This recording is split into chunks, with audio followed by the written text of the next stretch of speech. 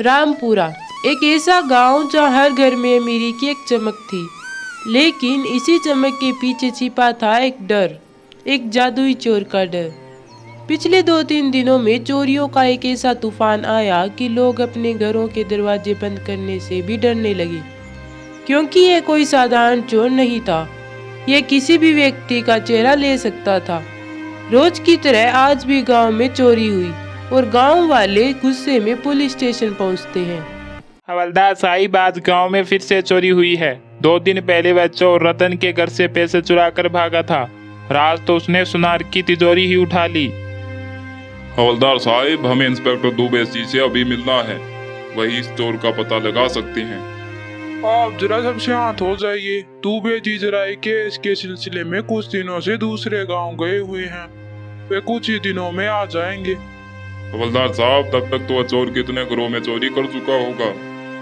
जी साहब, सरपंच जी ठीक कह रहे हैं। भला हम तो पूरे साल भर की कमाई जोड़ते हैं, तब जाकर धन इकट्ठा होता है, और उस चोर को कुछ मिनट लगते हैं चोरी करने में। हम आप लोगों की बातों को समझते हैं, आप चिंता मत कीजिए। हम खुद रात और दिन को पहरा देंगे। वह चोर कोई ना कोई गलती तो अवश्य करेगा, और जब वह ऐसी गलती करेगा तो हम उसे दबोच लेंगे। इस प्रकार रात हो जाती है। हवलदार राकेश और चंदू गांव की पहरेदारी कर रहे थे, पर रात में उन्हें कोई भी हलचल न दिखी तो वे गांव के बरगद के पेड़ के नीचे जाकर बैठ जाते हैं। काफी समय तक वे वहीं बैठे रहते हैं। तभी उन्हें एक शराबी व्यक्ति दिखता है जिसने शराब पी रखी थी और उन्हीं की तरफ आ रहा था। अरे तुम इतनी रात को शराब पीकर कहाँ भटक रहे हो? क्या तुम्हें पता नहीं है गांव में बहुत चोरियां हो रही है? हवलदार साहब, मेरा चोर क्या चुराएंगे? मेरा तो सब कुछ वो चुरा कर ले गई। क्या? कौन चुरा कर ले गई? वो मेरी पत्नी साहब। जब घर पहुंचा तो घर पर दरवाजा बंद कर दिया, वो भी मेरे सामने साहब। अब एक आदमी इसी वजह से हार जाता है, क्यों है ना साहब? आप मेरी छोड़िए, आप यहाँ क्यों मच्छर मार रहे हैं? क्या आपको भी मेरी तरह घर से बाहर निकाल दिया है क्या? नहीं, हम तो उस चोर को पकड़ने के लिए बैठे हुए हैं। अरे साहब जी, आप कितने भोले हैं, है कि नहीं? वो चोर किसी का रूप धारण कर सकता है, तो आप बताइए वो रात को चोरी करेगा ही क्यों? और दूसरा, अगर करेगा ही तो आपके हाथ में कैसे आएगा? यह कैसी बात कर रहे हो तुम? जी साहब, मेरी माने तो मैं मेरे एक दोस्त को जानता हूँ जिसके पास जादुई शक्ति है।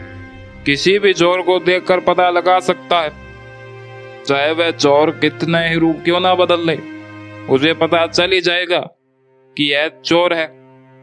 अगर आप गए तो मैं कल उसको आपके पास भेज सकता हूँ। सच में कह रहा हूँ साहब, झूठ नहीं बोल रहा। आप सोच रहे हो कि पियक्कड़ है, झूठ ही बोलेगा, पर ऐसा नहीं होता, मैं सच कह रहा हूँ।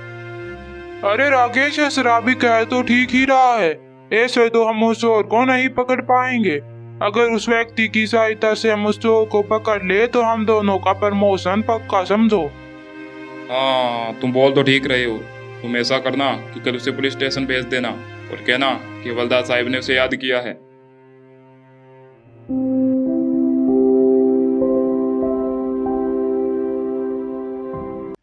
अगले दिन शराबी का बताया हुआ व्यक्ति पुलिस स्टेशन पहुंचता है। क्या तुम ही उस शराबी के दोस्त हो जो कहता है कि तुम किसी भी चोर को पहचान सकते हो? जी हाँ, मैं वही हूँ। उस चोर को पकड़ने के लिए मुझे अकेले ही जाना पड़ेगा। अगर आप लोग मेरे साथ रहेंगे तो वह भाग जाएगा। पर तुम पता कैसे लगाओगे कि चोरी किस घर में हुई है? जरा आप लोग ही सोचिए, अगर चोर चोरी करेगा तो वह सबसे पहले गांव के पहले वाले घरों में ही चोरी करेगा, जिससे वह आसानी से भाग सके। और रामू और सोनार के घर में चोरी हो चुकी है, तो वो आज रात शायद इससे अगले घर में चोरी ही करेगा। हाँ तो ठीक है, आज रात हम पहरेदारी नहीं देंगे, और आज रात तुम ही उस घर पर नजर रखना और उसे पकड़कर हमारे पास ले आना। कहे अनुसार आज की रात कोई भी हवलदार पहरा नहीं देता और उस व्यक्ति को पहरेदारी के लिए कहा जाता है। अगले दिन गांव में फिर से चोरी हो जाती है। हवलदार ये सोच में पड़ जाते हैं कि आज चोरी कैसे हो सकती है। आज तो हमने उस व्यक्ति को रखा था, पर सच्चाई यह थी कि शराबी और उसका दोस्त वे दोनों ही चोर थे। चोर ने चोर के लिए शराबी का वेश धारण किया और फिर उसके दोस्त का। उसी दिन इंस्पेक्टर दुबे भी आ जाते हैं और हवलदार सारी बात दुबे जी को बताते हैं। उस चोर ने बहुत लूट लिया गांव वालों को, अब उसकी खैर नहीं, उसकी चाल अब उसी पर भारी पड़ेगी। आप लोग ऐसा करें कि कल गांव वालों और सरपंच जी को सभा के लिए बुलाएं, हमें उनसे कुछ बात करनी है। दुबे जी के कहे अनुसार गांव के सभी लोगों की सभा होती है और जहां दुबे जी अपने 2 हवलदार के साथ वहां आते हैं। जैसे कि आप लोगों को पता है कि गांव में चोरियां बहुत बढ़ गई है और चोरी करने वाला भी कोई मामूली चोर नहीं है, इसलिए हमने सीनियर अधिकारियों से बात की है। वे इस केस के लिए 2 या 3 दिनों में एक खास व्यक्ति को भेजेंगे जो इस चोर को जल्दी ही पकड़ लेगा।